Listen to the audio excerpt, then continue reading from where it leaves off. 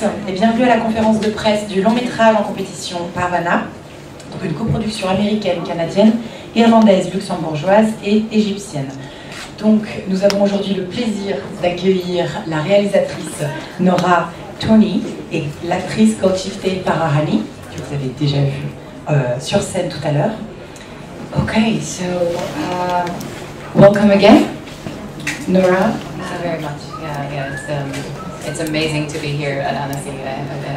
As I said on stage, my first short film was in competition here back in 2002, so it's amazing to come back with the breadwinner and to represent such a huge team of collaborators who helped make this film over many years, and a team in Ireland, in Luxembourg, in Canada, you know, involving as many Afghan people as we possibly could in the whole production. It's wonderful to see it all on the big screen and to see it appreciated with such an audience as we have in Annecy. Do you have anything? Bonjour.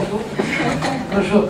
Je ne suis pas vraiment la comédienne, en fait j'ai juste fait la voix française. Alors je me sens un peu comme une petite amie commère là, mais voilà. Mais je suis vraiment ravie d'être là, vraiment ravie. Vous êtes celle qui donne corps justement à ce personnage, donc est-ce que on va prendre les premières questions ou... Hi, thanks for your film. Je pose ma question en français, vous la traduisez ou... En français. D'accord. Du coup, ma question est assez simple. Il y a deux choses qui m'intéressent dans votre parcours. Déjà, le film a été produit par Angelina Jolie, c'est aussi pour ça qu'on en a beaucoup parlé lorsqu'elle a annoncé qu'elle allait produire ce film. Et j'étais curieux donc de savoir, premièrement, comment est-ce que vous êtes rencontrés pour qu'elle participe à ce projet. Et c'est une question sur pourquoi, tout simplement, ce sujet. Pourquoi est-ce que l'Afghanistan particulièrement, une jeune femme, une jeune fille dans un village de Kaboul, I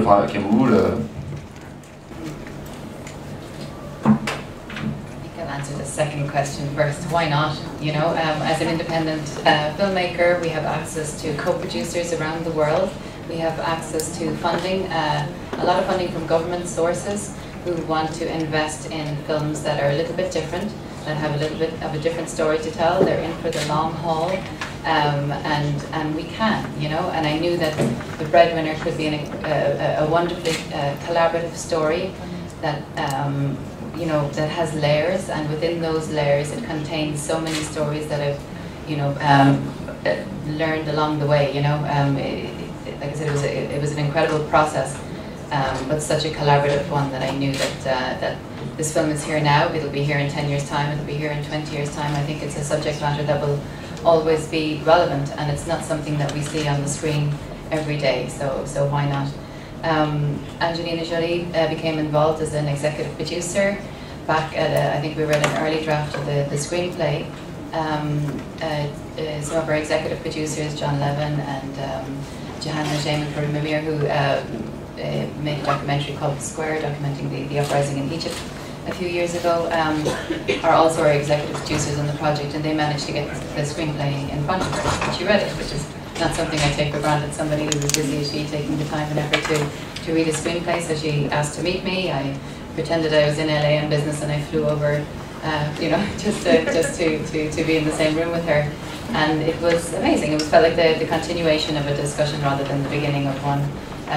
She's somebody who's been you know, interested in what's going on in Afghanistan over the decades. She set up a girls' school there over 10 years ago, and she continues to have an interest not just in Afghanistan but in the rights of children around the world. She understood the sensibility of the film that we were trying to make, and she guided us from everything from trying to find as many of the cast who were at least Muslim and as many Afghan of our cast members as we could, to including as many voices. We have the Naheed Women's Choir of Afghanistan, these wonderful young women whose voices form part of the score of this film.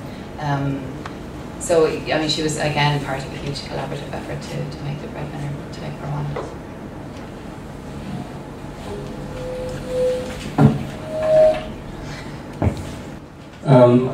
I must admit I haven't seen the film. I couldn't plan it that way, but just seeing the trailer took my breath away. It was the first one on my list.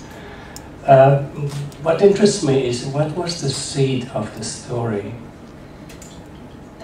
The film is based on a book by Canadian author Deborah Ellis, who is a feminist, a human rights activist. She goes around to different countries in the world. She goes to the Palestinian territories, for example, to give workshops and to speak to children. And for Western children, it's an introduction. The work that she does is kind of an introduction to what other children around the world are going through, you know, what it's like to grow up in conflict. That book was first published in 2000. Deborah travelled to the border of Pakistan and Afghanistan while the Taliban regime were in power, and she wrote this novel, again, to try to bring the children of the world together in a way and create compassion and understanding and empathy. So that was the beginning of it, and then Aircraft Pictures, a Canadian production company, contacted us in Cartoon Saloon, and that was how everything kind of started, you know, and it's been an incredible journey. That was the start. J'ai une question pour Golshifthet. Je voudrais savoir, après avoir vu le film, après l'avoir doublé pour la version française, quel regard vous portez sur le personnage que vous interprétez?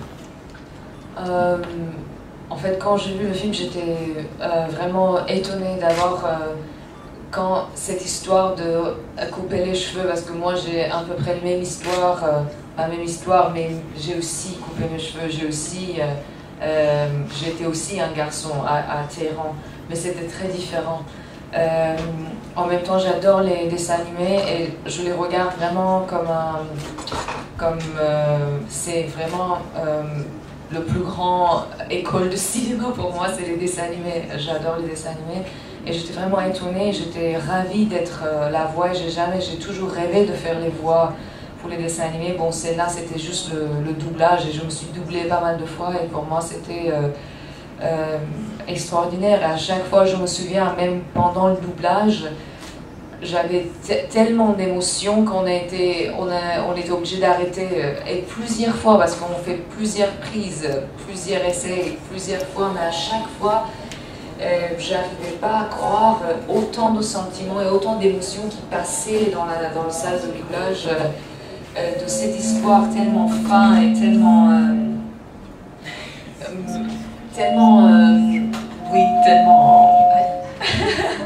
peut-être je peux parler comme ça. Oui, j'étais vraiment ravie en fait dans la salle de doublage. Quand c'était fini, le doublage, c'était à peu près 3 jours. J'avais l'impression de finir un film bizarrement, parce qu'on fait les films pendant 2 mois, mais j'avais le sentiment de faire un film et finir un film, vraiment. Et là, je suis étonnée parce que tout était tellement... En fait, il y a un problème entre quand on raconte une histoire sur les endroits comme Afghanistan ou Iran, il y a toujours des erreurs, il y a toujours des choses qui ne sont pas justes, mais pour moi... j'étais étonnée comment tout est tellement juste, même la maison, même les attitudes, l'histoire, tout était tellement juste que après quand j'ai rencontré Nora aujourd'hui, je suis vraiment étonnée. En fait, je suis ravie. Hello, I saw the film at the Manchester Animation Festival last year.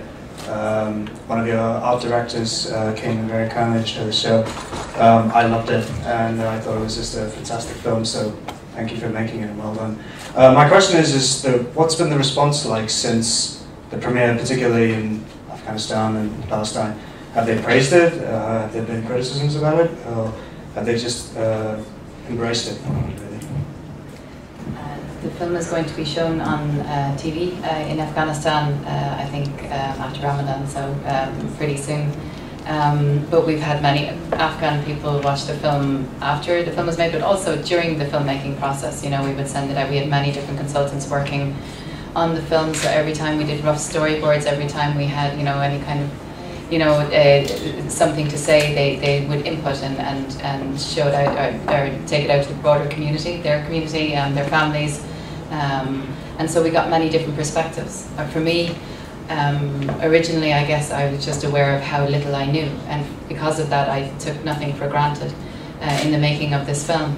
but as the more conversations that I had with Afghan people, the more I realized that there were many different perspectives, many different religious perspectives, ethnic perspectives, even within Afghanistan. So what we tried to do was to get a broader view of it, and paradoxically that's a child's view, you know, and we wanted to tell the story from the perspective of a little child who normalizes extraordinary circumstances, who thinks that things that happen to her on a day-to-day basis are okay, you know, because that's what she lives with, and because of that, her family are the most important thing to her. She puts their needs above her own needs, and she has to grow up far sooner than she should, you know. But I related to that character as, you know, a former young girl myself, but also as a mother, you know. I looked at every character in this film, no matter what I thought of them, I tried to put myself in their shoes and to see what would I do if I were in their circumstances, and that gave a depth to it. But primarily I listened, and our team listened, you know. And like I said, because animation is so collaborative, it means that you can include everybody's input, everybody's story into the many layers that go together to create a film. Moi, j'ai eu la chance de connaître l'Afghanistan l'année précédant l'invasion des Russes. Donc, j'ai connu l'Afghanistan extraordinaire, avec les implants très chaleureux, etc. Le film m'a fait beaucoup pleurer. Est-ce que vous pouvez parler dans le micro? Le film m'a fait beaucoup pleurer pendant tout, parce que quand on a connu ce pays extraordinaire, j'y suis allée, les femmes étaient en mini-jupe, elles étudiaient, il y avait des accords de coopération entre la France et Kaboul, et il y avait des lycées où on étudiait le français, donc il y avait beaucoup de jeunes, dès qu'ils voyaient des Français, ils avaient envie de venir vers nous, et de ce fait, j'ai pu aller dans des familles, j'ai pu, que ce soit à Kandahar, à Kaboul ou à Mazar-e-Sharif, ou dans beaucoup de grandes villes, et je suis même émue quand je vous en parle, parce que c'est vraiment, votre film, il est extraordinaire, parce que c'est un peuple extraordinaire, et que les talibans aient pu faire ce qu'ils ont fait, et ce qu'ils font encore. J'espère qu'on arrivera à juguler ce problème un jour. En tout cas, merci pour ce merveilleux film. Merci. Thank you, merci beaucoup. What was interesting for me, I guess, was my political education. I guess, you know, watching or talking to people from different perspectives and realizing that the Taliban didn't come from nowhere either, you know, and that they had support, and that's, you know, we were all implicated. You know, for me, the elephant in the film is my ignorance, you know, and my ability to my indifference, you know, and all of our indifference, you know, as to the plight of children in this world. Again, it's quite complicated, the film, even though it doesn't go into the political situation now, because again, I wanted to have a bird's eye view of the whole thing. But it's there in the layers, you know, because again, it's not simple, it never will be, you know, and even growing up in Ireland and watching the Northern Peace process, which is, you know, tiny in comparison to what's going on in places like Afghanistan, you see that that peace is so vulnerable and it's so easily destroyed, you know, and it takes such a huge effort, a collaborative effort to try to change things so that the next generation of children don't have to experience what Parvana did.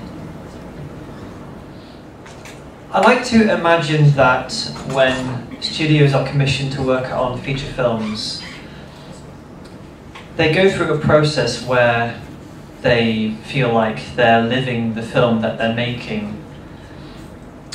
When they look back on the film that they've just made, it's a completely different experience than when an audience member watches it. How much did it feel like you were living the breadwinner as you were making it? It was my, you know, as a filmmaker, you can't stop thinking about your film, you know, and you relate, you know, when I was putting my own children to bed at night, I lay my head on a pillow as Fatima does with her children, you know. I hope I never experienced what Fatima, you know, experienced and people who have experienced that, I guess. For me, I just tried to connect as much as I could as a human being. I had a difficult time making this film. I was diagnosed with cancer. I lost all my hair. You know, so nothing is ever easy. I wouldn't create a parallel, but certainly I think that no matter what happens in your life, you find little anchors in your day, be they, a meal, a hug, a smile, something like that. So no matter what your experiences are, I think that's what makes us human, yes, I fully immerse myself as a filmmaker in this film.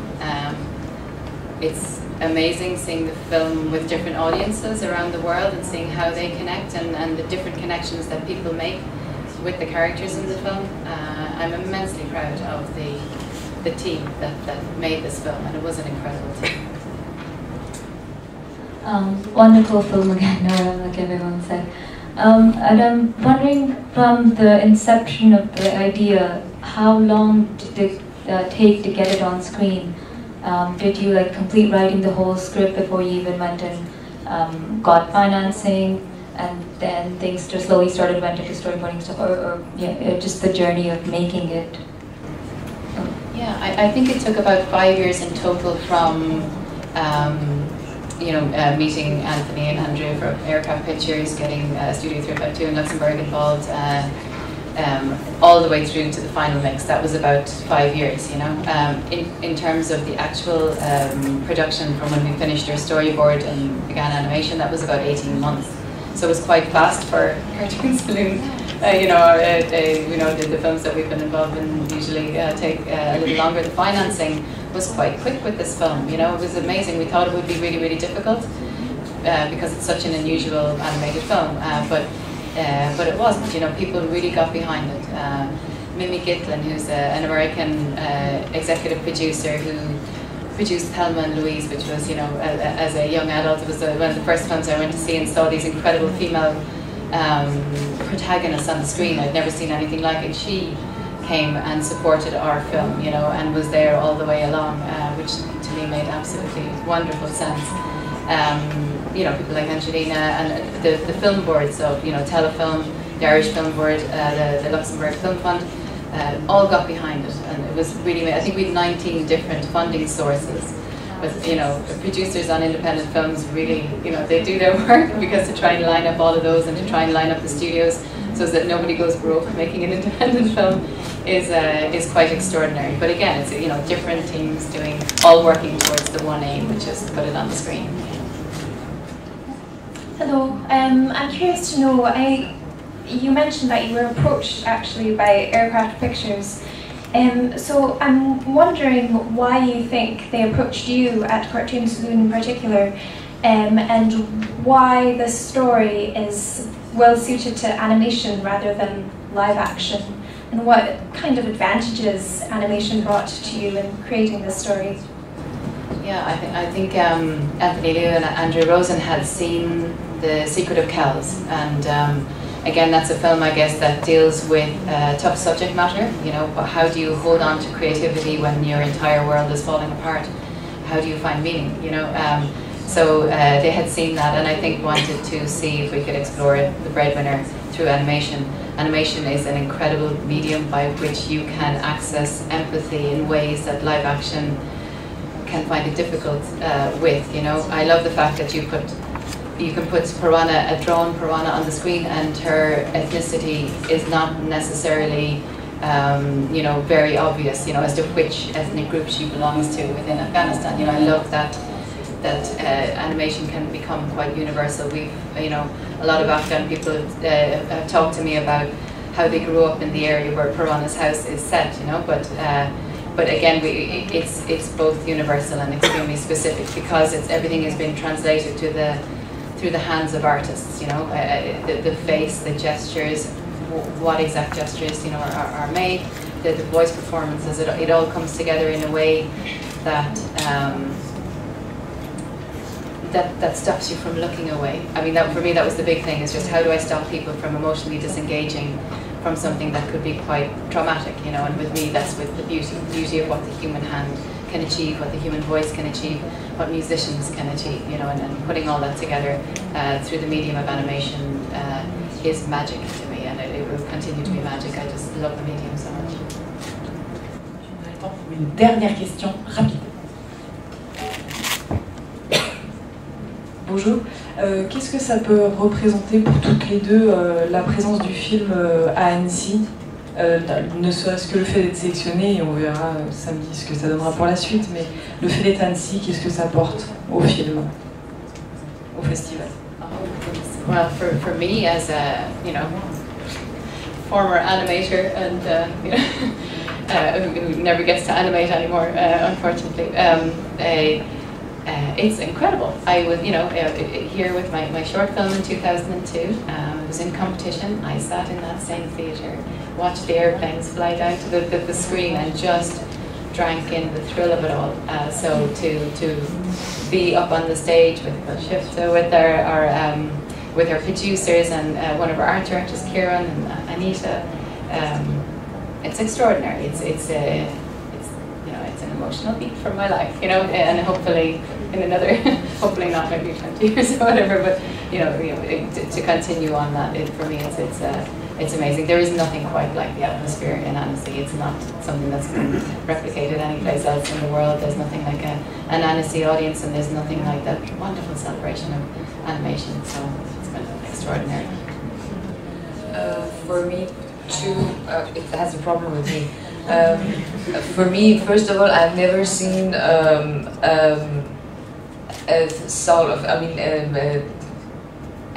an atmosphere like that in any. I mean, I was really thrilled by seeing wow, and because I'm a great fan of cartoons, I can say really animation. But I think for me it passes Annecy and it goes to France, because this story is a story I'm quite familiar with, and I had the privilege to be able to dub Parvana on French, which is my nationality right now. So it's like it's a reunion of all cultures, and I think I have many goddaughters and many godsons, and I sat with them and I showed the movie to all of them, because I think all children of the world, they should see this movie, especially in France, especially in Europe, where we are living in some kind of a comfort zone and we don't even realize how comfortable life is and how comfortable we are. We need to see what's happening out there, and that's why I think it's very important, and I'm really grateful always to Jean Lavallée, the distributor in France, which bringing this movie to France, and hopefully French children, they're gonna see it, and I'm so thrilled to be the voice of Parvana, and I think Annecy, I'm gonna come back next year, because it's an amazing atmosphere I've never seen, and I'm grateful to be here. Thank you. Thank you. Merci beaucoup. Thank you so much. You are more than welcome to come back next year. I think you have another commitment right now following, so thank you again and enjoy the festival. Thank you.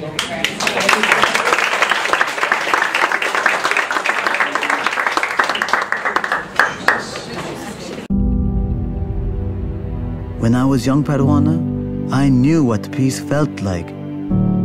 Stories remain in our hearts even when all else is gone.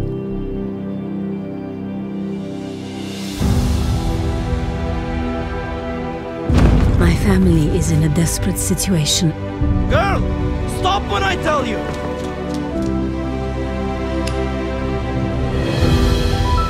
I'm going to find Boba. No, you're not. I'm going! There's nothing you can do to stop me.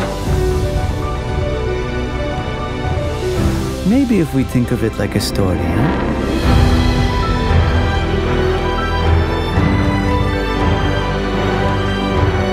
Is it a happy story or a sad story? Just wait and see.